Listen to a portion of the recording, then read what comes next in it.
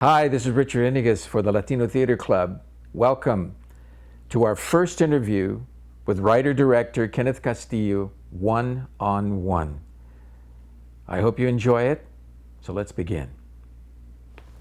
Well, first off, as we were saying earlier, I just wanted to thank you for being here on behalf of the Latino Theater Club and the community at large. Oh, thanks for the invitation. I'm flattered to be talking to you. So. But like everything else, we all look towards those who are doing, those who are actually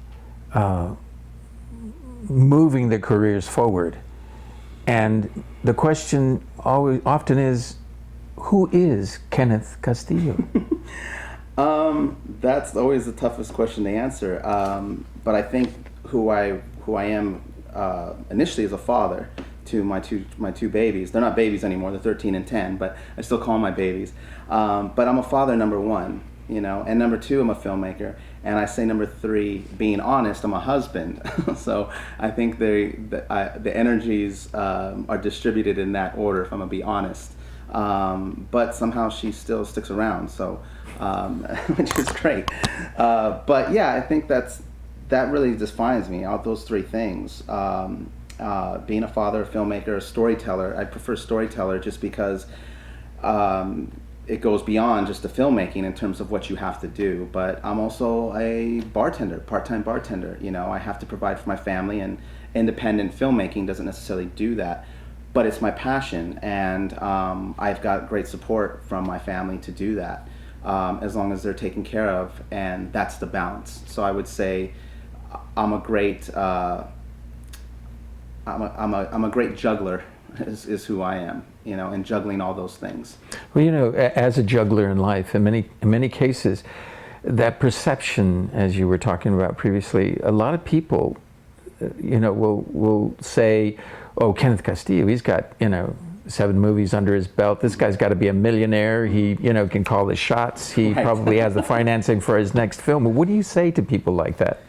I do get to call the shots, but it's because I'm not in Hollywood, and I don't think people understand that when you start to get bigger budgets and bigger money, you start to call the shots less and less. So the freest I am as a filmmaker is right now with nothing, and the irony is, on my current project, I've had the least amount of money, the least amount of resources, but I've gotten everything I've wanted in terms of actors, in terms of locations, in terms of producers and an editor. I mean, everything came together on this project with very little. So what I say to those people is they don't even understand what they're talking about, because this business is very I never portray that image of myself. I am a filmmaker because I've done, like you said, 7 films, and all of them have gotten distribution. Right, all of them get right, seen. right. But that doesn't mean you're making a living at that. Yes, I hear you. You know what I'm saying? And so there is that misconception, and I always, when I do get that, it's more annoying than anything, and it really depends where it's coming from, and that's what I try to. What I was alluding to is the fact that, and we talked about this, I get it, and I'm sure other filmmakers get it, you're a target. You're a target for those people who want you to help them, to save their project, to finance their project, Right. because you did it. You're the godsend for what they need. Right. That's, I think, the toughest thing sometimes that we have to go through as filmmakers, successful actors, directors, producers. How do you deal with it? I just try to communicate what I don't like to be discouraging to people, but I try to communicate what is involved when you ask me to read your script. Because I have reached out to people that I've admired in our industry, Latinos that I've admired, and they just ignore my post or whatever. And I'm not talking about famous people. I'm talking about people I've met. And so I know what that feeling's like. So I try to respond to every single person that reaches out to me. That doesn't mean they're going to like the response, but they'll always get an honest response from me. Because I know those filmmakers that love that. They love people idolizing them and coming to them and saying, "Hey man, can you help it?" And they milk that. You know what I'm saying? And that's a waste of that person's time.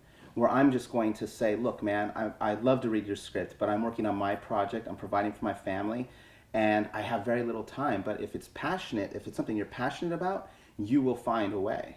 And that doesn't mean it's going to be the greatest thing in the world your first time out, but then you do it again, and you do it again, and again, and again. And that's how you learn.